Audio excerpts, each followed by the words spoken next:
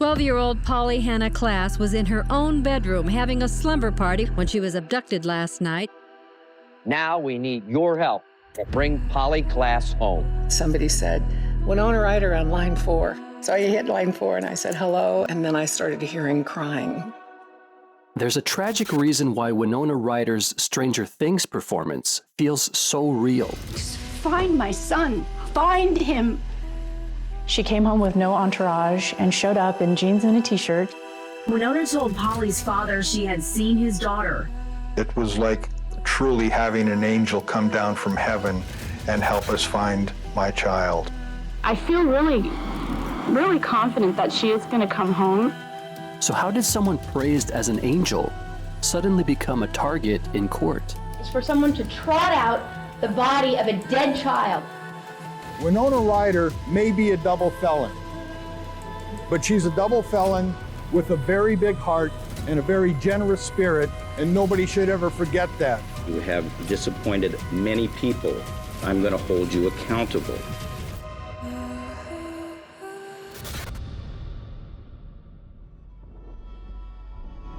911, Petaluma. What's the problem? Hello? It's my daughter. Shortly after I fell asleep, an intruder came into the house, appeared at the door to the room. As Polly opened it to take the sleeping bags into the front room, he had a large knife. The intruder had interrupted 12-year-old Polly Klaas and her best friends in the middle of a sleepover. He gagged and tied the terrified girls, warning them not to move. He said he was only there for the money, but it obviously had nothing to do with money. He said, "Who lives here?" Polly said, "I do." And then he took Polly. He told Polly's friends to count to 1,000, and by the time they were done, Polly would be back. They never got to 1,000, and Polly never came back. Polly's friends managed to free themselves and ran straight for help, bursting into Polly's mother's room while she was still asleep. Unaware of the horror that had just unfolded in her daughter's bedroom, she dialed 911 right away, panic rising as the reality set in. It was hard to say the words, but I said, my daughter has been taken. When you do everything you can as a parent to protect your children, and I'm a very devoted parent and always have been, you just don't think about someone coming into your home. When you look at the boldness of this kidnapping, a parent is home. 3 girls are having a slumber party. The lights are on.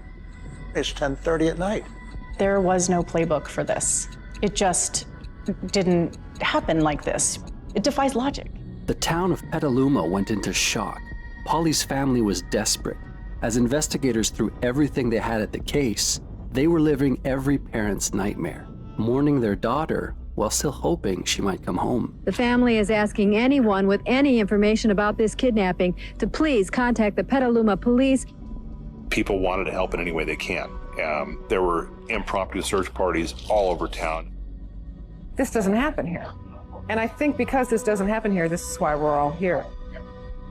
There's someone called America's Most Wanted. I am Pegasus, the winged horse. This is home video of Polly Klaas, the 12-year-old girl who was abducted from Petaluma, California. Polly enjoyed drama and music and dreamed of one day becoming an actress. Now we need your help to bring Polly Klaas home. The helpline phones were ringing non-stop, hundreds of people calling in, volunteers flooding the lines, anyone who thought they might have even the smallest piece of information. And then, one day, they got an unexpected caller. Somebody said, Winona Ryder on line 4. I was like, okay. So I hit line 4 and I said, hello, and I didn't hear anything from it. And then I started hearing crying. Winona was one of the biggest names in Hollywood. Just 21 years old, she was already a major star with a booming career and constant media attention. Her relationship with actor Johnny Depp was all anyone could talk about. The two of them together created this sort of unintentional power couple that neither one of them actually wanted to be. Are you in love? Oh, yeah. Very happy for it. But just months before Polly's disappearance, Winona's engagement to Johnny came to an abrupt end. She took the breakup incredibly hard, checking herself into rehab. And I was wishing so badly that I had someone to talk to, a friend, and I didn't. And I saw myself on the cover of Rolling Stone magazine, and it said something like, Winona Ryder, the luckiest girl in the world. And it broke my heart because there I was in so much pain. But one evening, Winona had been sitting at home watching America's Most Wanted when Polly's face appeared on the screen. And suddenly, she remembered something. A year earlier in 1992, Winona had been standing in the front yard of her parents' home in Petaluma when a group of little girls walked past. One of them paused, waved at her, then shyly hid behind her friend with a smile. Now, seeing the broadcast, Winona realized the little girl who had waved at her was Polly Klaas. Heartbroken by the case, she immediately called the helpline, crying. And she just finally was able to speak and said, I'm from Petaluma, you know, she looks like me, what can I do? Ryder arrived last night in Petaluma. She is a hometown girl who said she just wants to help. This happened in the community I was raised in, and because of the sort of connection I felt with Polly when I watched her on America's Most Wanted. I started acting when I was 12, and she's 12, and she's an actress. And I just, you know, anytime something like this happens, you want to do something. So I called this place and asked what I could do. Winona Ryder was here at the center today on the phone to her Hollywood friends raising funds. I believe she wanted to offer up to $1 million of her own money, but they felt that would bring in too many false leads, so they ended up settling on a $200,000 reward. And that really catapulted Polly from being just another missing kid to somebody that people would pay attention to. It was something I had to do because it was just so incredibly tragic, and it would have disappeared from the headlines.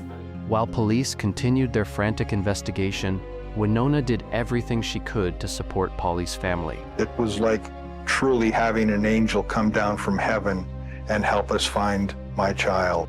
She was preparing to do a movie called Little Women at the time, and she told me that she was keeping one of the roles of one of the sisters in that movie open for Polly. I feel really, really confident that she is going to come home. Then, after 2 months of searching and praying, there was a break in the case. The police detained a possible suspect. Police are calling Richard Allen Davis the prime suspect in the Polly Klaas kidnap case. They ran down some of his criminal history to us. They said, he's the guy that took her. We know this for a fact, and you have to get used to the idea that Polly is dead. And I went ballistic on them. And I told them that I needed proof. Richard Allen Davis refused to talk at first, denying any involvement in Polly's kidnapping. But finally, on the 4th day of interrogation, he broke and revealed to police where Polly's remains were. With Polly's case coming to a tragic close, Winona had to return to her own life. But it wasn't easy. What was the first clear sign you were in trouble? I was having these horrible anxiety attacks. I was kind of torturing myself, feeling so confused, feeling so lost in my life. And this sort of piercing loneliness that was just sort of heartbreaking. I remember really being so terrified of letting anybody around me know. I didn't want anyone to think I was crazy, and I felt like I was going crazy. Actress Winona Ryder has reportedly checked herself into a mental institution. They put me in the psychiatric ward. You would hear screaming at night. It was very, very scary, very real. Was there ever a point at which you thought you'd never return? Oh, yeah. I was getting thoughts like, I don't want to be here anymore. I was scared of that I might do something stupid.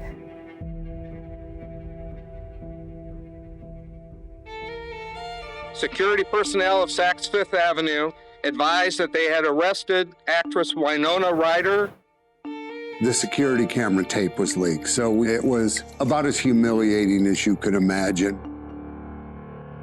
Security officers observed Ms. Ryder to remove the security tags and place the items in a bag that she had. The actress walked past 3 cash registers with a pile of clothes and handbags before leaving the store. Ryder said the incident happened when she was depressed and taking painkillers, which skewed her judgment. Ms. Ryder has absolutely at no time had any intent to deprive anyone of any property without paying for it. Winona has expressed to me at least that she wants to go to trial. We anticipate that all of the counts and all of the charges that she was arrested on will be dismissed. Not since OJ had Hollywood, the media, and the world been so excited for a trial. The world watched her unravel. The same media that once praised her now circled her downfall, eager to turn her into a joke. It was immediately covered as pill-popping Winona, shoplifts, poor little rich girl. Winona Ryder is in trouble. She took the stand today, and now the stand is missing. Payback time for Winona Ryder. The actress in court for sentencing on her shoplifting convictions. Ryder was ready for her punishment, but not ready for the prosecution attack. Before the judge delivered her sentence, Winona's lawyer referenced her charitable work, including the support she'd offered during Polly's kidnapping. The prosecutor jumped on it instantly, and the courtroom exploded. It's for someone to trot out the body of a dead child. That is just so outrageous, Judge. That really is. Winona stood up, visibly upset that something so personal was being used against her. But it made no difference to the final outcome. You have disappointed many people. I'm going to hold you accountable. Outside the court, Polly's father, Mark, publicly defended Winona. When I was with her a few minutes ago, she was much more concerned with the very insensitive and downright low-down comments that Anne Rundle had made about my daughter than she was about her own current situation. But the prosecutor made no apologies. We were simply asking for Ms. Ryder to take responsibility for her conduct, and that's what this trial has been about. Winona was sentenced to pay $10,000 in fines and restitution, complete 480 hours of community service, and attend mandatory counseling. The judge has ordered the media to stay away from Ryder while she works off her community service. Everyone questioned whether Winona could recover from this. And when she disappeared from Hollywood entirely, to many, it looked like the end. When you get in trouble or have scandal, it's a real concern. How fragile is she? Can she do the work? Is she going to make other acts of poor judgment? And that concerns them and makes them afraid to hire you. 31-year-old Winona made a conscious decision to stop acting and moved back to San Francisco to be near her parents. The shoplifting incident had derailed her career, and she knew she needed to regroup. She spent her time out of the spotlight taking classes at UC Berkeley. I took some time off. I decided to concentrate on having a life outside of making movies, which is becoming more and more important as I'm getting older. As you finally realize that no matter how much money you have, you can't get a pill that will fix you. After years of working on herself, Winona was ready to act again. But breaking back into Hollywood wasn't easy, until a project came along that would change everything. Nearly 15 years after stepping away from the spotlight, Winona Ryder is staging a comeback, joining the cast of what many believe will be one of Netflix's most successful shows yet. I play Joyce Byers. She's a mom whose heart is shattered. Joyce starts off the season freaking out because her son is missing. Everyone thinks she's out of her mind, but she's actually kind of onto something. I had this experience when I was in my early 20s. There was a girl from the town that I grew up in. Her name was Polly Klaas, and she was kidnapped. When you're around that kind of tangible grief, it's otherworldly. I was actually really freaked out with Stranger Things because I wanted them to know how serious that is. It feels very personal. I also talked to Polly's dad. She came to me in my deepest, darkest hour of need. She was a loyal friend to me, and I'll be a loyal friend to her. And a lot of my performance in that first season was connected to him. God help me, I will keep these lights up and until the day I die if I think there's a chance that Will's still out there. The thing about Winona is she's just completely fearless. Like, she jumps in all the way, 100%, and that's what you need for the Joyce character. Winona goes there.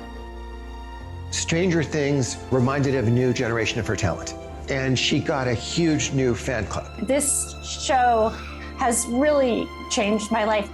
My favorite part about playing Joyce is getting to watch these kids grow up. They started at the same age I was when I started. She was literally like a second mother to me. She drove onto set one day just to see if I was okay.